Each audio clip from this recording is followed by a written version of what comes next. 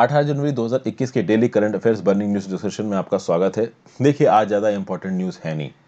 बहुत सारी न्यूज़ को मैंने कल ही कवर कर लिया था संडे के करंट अफेयर्स डिस्कशन में, तो संडे वाले करंट अफेयर्स देख लीजिए, बहुत इंपॉर्टेंट है। आज 3 या 4 ही इंपॉर्टेंट न्यूज़ है, तो उनको देखते हैं। पहली news, vaccines off to smooth start, cross 2 lakh mark, dip in active cases. देखिए भाई, पहले 2 दिनों में 2,24,301 बेनिफिशरीज, 2,24,301 बेनिफिशरीज को, जो कि प्रायोरिटी ग्रुप्स को बिलोंग करते हैं, उनको भाई वैक्सीन दी गई है कोविड-19 की। इसमें से 2,24,000 में से 447 पर्सन्स ने एडवर्स रिएक्शंस को एक्सपीरियंस किया है, जिसको AEFI कहा जाता है, यानी एडवर्स इवेंट्स फॉलोइंग इम्यूनाइजेशन। ये किसने बोला? ये यूनियन हेल्थ मिनिस्ट्री ने बोला। इस 447 लोगों को जिनको AEFI हुआ, केवल 3 लोगों को हॉस्पिटलाइज करने की जरूरत पड़ी, जिसमें से 2 लोगों को डिस्चार्ज भी किया जा चुका है। 2,24,301 में से मैक्सिमम लोगों को जो इम्यूनाइजेशन मिला है वो सैटरडे को मिला है।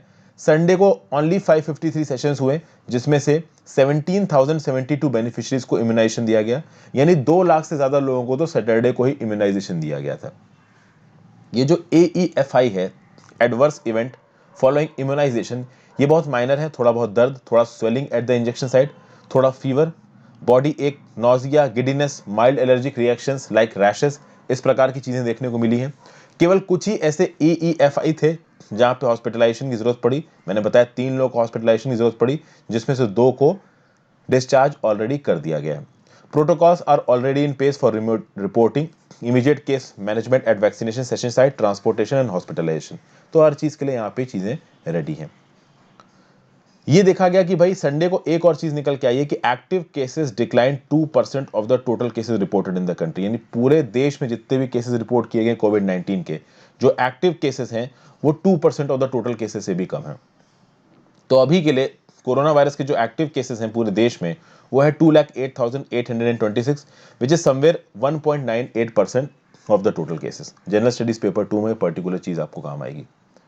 नेक्स्ट जो न्यूज है वो है disclosure of interest in info under RTI necessary. यहां क्या बताया जा रहा है?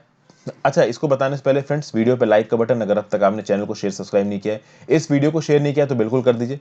मेरे द्वारा बनाई गई और वीडियोस को देखने के लिए और मुझे हेल्प करने के लिए ज्वाइन बटन दबा के चैनल के मेंबर ही बन सकते हैं। इंस्टाग्राम पे फॉलो कर लीजिए, आपकी जेन्युइन डाउट्स जवाब दूंगा। टेलीग्राम ग्रुप ज्वाइन कर लीजिए। इस पर्टिकुलर लेक्चर की PDF, मैं जो भी एडिटोरियल बनाता हूँ उनकी PDF, और जो भी इंडिविजुअल करंट अफेयर्स की वीडियोस बनाता हूँ उनकी PDF भी आपको वहां पे मिल जाएगी। दिल्ली हाईकोर्ट ने ऑब्जर्व किया है कि the disclosure of interest regarding information being sought by an applicant under RTI law would be necessary to establish their bona fides। Delhi high court ने बोला है कि भाई कुछ केसेस में अगर आप RTI एक्ट के अंदर इंफॉर्मेशन सॉर्ट कर रहे हो, इंफॉर्मेशन मांग रहे हो, तो आपको अपने इंफॉर्मेशन मांगने का इंटेंशन भी बताना पड़ेगा। यहां पे एक सेक्शन बताना चाहूंगा मैं आपको RTI का, section 6 clause 2 of RTI act 2005। ध्यान से पढ़िएगा ये क्या बोलता है। An applicant making request for information shall not be required to give any reason for requesting the information or any the personal details except those that may be necessary for contacting him। यानी कि ये section ये बोल रहा है कि अगर आपको RTI एक्ट के अंदर कोई इंफॉर्मेशन मांगनी है जो कि पब्लिक पर्पस में है, तो आप मांग सकते हो, और उस इंफॉर्मेशन को आप क्यों मांग रहे हो ये रीजन आपको बताने की जरूरत नहीं है। लेकिन अगर आप एक ऐसी इंफॉर्मेशन मांग रहे हो जिसके बेसिस पे, जिस पर्सन के रिस्पेक्ट में आप इंफॉर्मेशन मांग रहे हो, उससे आप कांटेक्ट कर सकते हो, तो अगर आप उससे कांटेक्ट कर सकते हो तो ऐसे केसेस में आपको उससे कांटेक्ट क्यों करना है, इसका रीजन बताने की जरूरत है। समझ गए?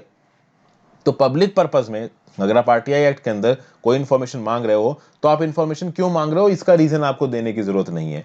लेकिन उस इंफॉर्मेशन को मांग के, जिस पर्सन के रिस्पेक्ट में आप इंफॉर्मेशन मांग रहे हो, अगर उससे आप कांटेक्ट करना चाहते हो, तो उस केस में आप RTI क्यों फाइल कर रहे हो, उसका आपको रीजन देना पड़ेगा, आपको अपना इंटरेस्ट बताना पड़ेगा। ठीक है ना भाई? तो जस्टिस प्रतिभा M सिंह ने क्या बोला? This court is of the opinion that whenever information is sought on the RTI act, disclosure of an intent in interest in the information sought would be necessary to establish bona fides of the applicant. यानी कि जब भी RTI से information मांगी जा रही है, किस इंटरेस्ट में, किस मतलब के चलते हुए RTI मांगी जा रही है, यह बताना भी जरूरी है। क्योंकि कभी कभी non disclosure of interest will serve as an injustice to several other affected persons whose information is sought. यानी जिनकी इंफॉर्मेशन मांगी जा रही है, अगर इंफॉर्मेशन मांगी जा रही है और रीजन नहीं बताया गया, तो ऐसे केसेस में जिनकी इंफॉर्मेशन मांगी जा रही है उनके इंटरेस्ट अफेक्ट हो सकते हैं। कैसे बताता हूं। हुआ ये कि देखिए, एक पेटिशन आई और उस पेटिशन में ये पूछा गया कि भाई जो MTS होते हैं ना, मल्टीटास्किंग स्टाफ होते हैं, हर डिपार्टमेंट में MTS स्टाफ होता है। MTS स्टाफ इस तरीके का काम करता है जैसे कि चाय वगैरह बना के डिलीवर कर दी, फाइलों की लिस्टिंग कर दी, फाइल इधर हटा दिया। तो बिल्कुल आप कह सकते हो क्लरिकल ग्रेड के भी जो नीचे के काम होते हैं वो MTS स्टाफ करता है, मल्टीटास्किंग स्टाफ। अलग अलग प्रकार के स्टाफ इसको दिए जा सकते हैं, छोटे मोटे। तो मल्टी टास्किंग स्टाफ की appointment presidential estate Rashtrapati Bhavan में कैसे हुई, इसके बारे में इंफॉर्मेशन मांगी गई थी, ठीक है ना भाई। और इस इंफॉर्मेशन को देने से मना कर दिया, किसने? आपके प्रेसिडेंशियल ऑफिस ने। ये इंफॉर्मेशन वहां पे देखिए, यहां पे पूछा क्या है, the applicant Har Kishan has sought information regard appointments in 2018। तो 2018 में जो मल्टीटास्किंग स्टाफ की अपॉइंटमेंट हुई थी उसके बारे में इंफॉर्मेशन मांगी गई है, ठीक है ना भाई। इन्होंने यहां पे ये पूछा था कि भाई वो लोग जिनको मल्टीटास्किंग स्टाफ में अपॉइंट किया गया उनके रेजिडेंशियल एड्रेस क्या है और सिलेक्टेड कैंडिडेट्स के फादर्स के नेम क्या है। अब basically this is personal information. और सेक्शन 6(2) क्या बोल रहा है कि अगर आपको ऐसी इंफॉर्मेशन चाहिए जिसके बेसिस पे आप उन पर्टिकुलर लोगों को कांटेक्ट कर सकते हो, तो ऐसे केसेस में आपको इंटरेस्ट बताना पड़ेगा कि आप ये इंफॉर्मेशन क्यों मांग रहे हैं। और इस इंफॉर्मेशन को देने से मना कर दिया। एक्चुअली में कोर्ट ने इस पेटिशन को डिसमिस कर दिया और 25,000 रुपए का फाइन लगाया पेटिशनर के ऊपर। यहां पे कोर्ट ने क्या बोला है कि ये जो पेटिशनर है इसने बाकी इंफॉर्मेशन तो मांग ली, बट इसने ये नहीं बताया कि इसकी डॉटर ने भी इस पोस्ट के लिए अप्लाई किया था, ठीक है ना। फिर इसने ये नहीं बताया कि ये पेटिशनर खुद एड हॉक बेसिस पे एज एन MTS काम कर चुका है प्रेसिडेंशियल एस्टेट में 2012 से लेके 2017 के टाइम पीरियड में। और ये जो प्रेजेंट रिट पेटिशन है, ठीक है ना, इसने पेटिशनर मतलब जो अपनी डॉटर है, इसकी डॉटर ने अप्लाई किया था एज एन MTS की पोजीशन के लिए, वो नहीं बताया। इस पेटिशनर ने खुद मल्टीटास्किंग स्टाफ की तरह एड हॉक बेसिस पे 2012 से 17 के टाइम पीरियड में काम किया है, ये नहीं बताया। तो जब ये खुद उस पोस्ट पे काम कर चुका है, इसकी डॉटर को यहाँ पे नौकरी नहीं मिली और उसके बाद अगर ये इन्फॉर्मेशन को मांगने की कोशिश कर रहा है तो साफ साफ कोई अल्टीरियर मोटिव है। तो इसके बेसिस पे, इंटरेस्ट ना बताने के बेसिस पे RTI फाइल करने के लिए कोर्ट ने सबसे पहले तो 25,000 रुपए का फाइन लगाया और पिटीशन भी रिजेक्ट कर दी। जनरल स्टडीज पेपर 2 में structure, organisation and functioning of judiciary में ये पर्टिकुलर न्यूज आपके काम आएगी। Next, Indonesia Semeru volcano erupts. इसके ऊपर मैंने एक अलग से PPT तैयार की दोस्तों, वो PPT भी मैं आपके लिए लेके आऊंगा। वहां पे मैं हल्का फुल्का बताऊंगा कि वोल्केनोस क्यों आते हैं। ये जो इंडोनेशिया का माउंट सेमेरू है, ये इरप्ट हो गया। ऐश और स्मोक 5 किलोमीटर तक इसने बाहर फेंकी है। जावा आइलैंड पे ये है माउंट सेमेरू। जो लोकेशंस है मैप वाइज वो भी मैं आपको उसी PPT में दिखा दूंगा, ओके। और ये कुछ ही दिन बाद हुआ है, कुछ दिन पहले एक डेडली अर्थक्वेक आया था इंडोनेशिया के सुलावेसी आइलैंड में, जहां पे 49 पीपल की मौत हो गई। तो उसके कुछ दिन बाद ही ये इंडोनेशिया का माउंट सेमेरू वाला किस्सा हो गया। माउंट सेमेरू को इंडोनेशियन अथॉरिटीज ने already 3rd highest alert level पे रख रखा है मई 2020 से, ओके। यहां पे आप देखिए तो ऐसा बोला जा रहा है कि जो लोग भी इससे अफेक्टेड हैं वहां तक अथॉरिटीज पहुंच नहीं पा रही हैं, चूंकि जो सड़कें हैं इस आइलैंड पे वो बहुत ज्यादा टूटी फूटी हैं। किसी भी प्रकार का इवैक्यूएशन ऑर्डर नहीं इशू किया गया है जावा आइलैंड पे। Java island is one of the most densely populated island. NCERT की सीरीज मैंने, अगर आपने मेरी देखी हो तो मैंने वहां आपको बताया है कि इंडोनेशिया का ये जो जावा आइलैंड है, यहाँ पे एक समय पे बहुत घने फॉरेस्ट हुआ करते थे। सारे फॉरेस्ट अंग्रेजों ने काट दिए। अंग्रेज तो नहीं, इंडोनेशिया में बताइए कौन सी कॉलोनियल पावर का राज था। मैंने NCERT की सीरीज अगर आपने मेरी देखी तो आपको पता होगा। आप मुझे नीचे कमेंट बॉक्स में बताइए जावा आइलैंड में कौन से कॉलोनियल रूलर्स का राज था। डच थे, फ्रेंच थे, पोर्तुगीज थे, ब्रिटिशर्स थे, कौन थे? जावा आइलैंड पे एक समय पे बहुत प्रिस्टीन रिच फॉरेस्ट रिसोर्सेज हुआ करते थे। आज की डेट में सारे फॉरेस्ट रिसोर्स काट दिए गए हैं, वहां पे चावल की खेती होती है, okay. National disaster mitigation authority ने बोला है, उन लोगों को एक वार्निंग इशू की है जो कि माउंटेन स्लोप्स पे रहते हैं, उनको वार्निंग इशू की गई, भाई वॉल्केनिक एक्टिविटी बहुत हो गई है, आप बच के रहिए, पर हेल्प उस लेवल पे वहां पे पहुंच के नहीं आ पा रही है। ये जो वॉल्केनो की हॉट ऐश है 3000 मीटर तक फैल गई है, लोगों के बीच में पैनिक फैल गया है। अच्छा, ये अर्ली दिसंबर में ही 3000 मीटर तक फैल गई थी और अभी जो ऐश और स्मोक निकली है वो 5 किलोमीटर से ज्यादा तक फैल गई। तो पहले 3 किलोमीटर फैली थी, अब 5 किलोमीटर फैली है। जो गवर्नमेंट सीज़नोलॉजिस्ट हैं इंडोनेशिया के, वो 120 एक्टिव वॉल्केनोस को ट्रैप करते हैं। इंडोनेशिया की ओवरऑल आबादी 25 करोड़ की है।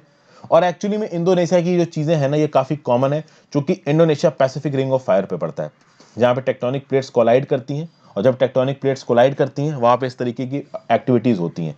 क्योंकि मान लीजिए ये है आपका बाउंड्री और ये है आपका लैंड, यहां पे मान लीजिए है लैंड और इधर है समुद्र। तो समुद्र की प्लेट जब नीचे जाती है ना दोस्तों, एक कॉन्टिनेंटल प्लेट के, चूंकि समुद्र की प्लेट डेंसर होती है तो वो कॉन्टिनेंटल प्लेट के नीचे ही जाएगी, और यहाँ पे मान लीजिए कोई वीक पॉइंट मिल गया तो नीचे का लावा तोड़ के बाहर निकल आता है, जिसके चलते वॉल्केनिक इरप्शन होता है। वॉल्केनोज का यही सिंपल कॉन्सेप्ट है। अलग से जो वीडियो पीपीटी में आज अपलोड करूंगा उसमें मैं आपको ये पूरी की पूरी चीज एक्सप्लेन करूंगा, ठीक है ना। तो ये इंडोनेशिया सिमुरू वॉल्केनो है कहाँ पे, जावा आइलैंड पे, इस बात को याद रखिएगा। जनरल स्टडीज पेपर 3 में डिजास्टर मैनेजमेंट में चीज आपको काम आएगी। फिर final news, China economy grows 2.3% इन 2020 एज रिबाउंड। ओवरऑल ऐसा बोला गया है कि 2020 में जो चाइना की इकोनॉमी है वो 2.3% ग्रो करेगी, जहां पे यूएस, यूरोप और जापान जैसी इकोनॉमीज कोविड के चक्कर में इतना परेशान है, वहां पे ऐसा सुनने में आ रहा है कि चाइना की इकोनॉमी ग्रो करेगी। अगर आप फर्स्ट क्वार्टर ऑफ चाइना की इकोनॉमी की बात करिए तो भाई लॉकडाउन लगा था, फैक्ट्रीज दुकानें बंद थी, तो फर्स्ट क्वार्टर में चाइना की इकोनॉमी 6.8% नेगेटिव में गई।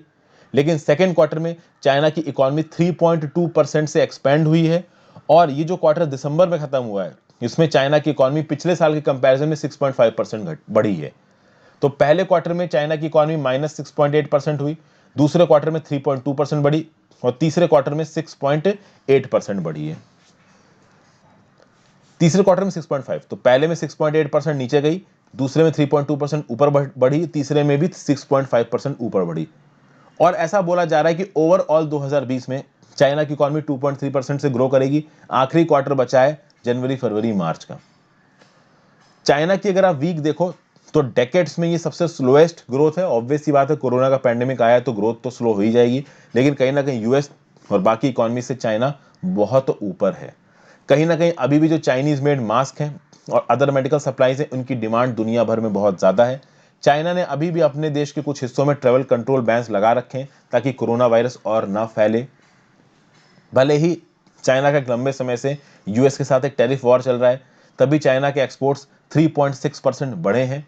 और आईएमएफ और अदर जो फोरकास्टर्स हैं उन्होंने बोला है कि 2021-22 में चाइना की इकोनॉमी 8% बढ़ेगी। तो ओवरऑल भाई चाइना की इकोनॉमी अच्छी खासी बढ़ती यहाँ पे नजर आ रही है, ठीक है। तो एक तरफ जहाँ पे इंडिया की इकोनॉमी 10%, 7 से 10% नीचे जा सकती है, 7.5 से 10% नीचे जा सकती है। गवर्नमेंट का तो ऑफिशियल स्टैंड है कि 7.5% या 7.7% नीचे जाएगी। एक्सपर्ट्स का बोलना है कि इंडिया की इकोनॉमी -9.5, -10% तक भी जा सकती है नीचे। वहाँ पे चाइना की इकोनॉमी 2.3% ग्रो कर रही है 2020 में। तो आप समझ ही सकते हैं कि उनके बेसिक इकोनॉमिक फंडामेंटल्स कितने स्ट्रॉन्ग है। जनरल स्टडीज पेपर 1 में करंट अफेयर्स ऑफ नेशनल और इंटरनेशनल इंपॉर्टेंस में चीज़ काम आएगी। जाने से पहले वीडियो को लाइक जरूर कर देना, कमेंट मार देना एंगेजमेंट के लिए। Thank you for watching this video friends. I hope आपको कुछ सीखने को मिला होगा। आज इतनी इंपॉर्टेंट न्यूज़ है, ज़्यादा न्यूज़ है नहीं, जैसे जैसे ज़्यादा न्यूज़ आएंगी मैं कवर करता जाऊँगा। एडिटोरियल जरूर साथ में देखते रहना, वहाँ पे बहुत एक्सटेंसिवली मैं इंपॉर्टेंट एनालिटिकल टॉपिक्स को डिस्कस करता हूँ, तो एडिटोरियल्स मत मिस किया करो, आपके लिए काफ़ी नुकसानदायक होगा। Thank you for watching, have a great day.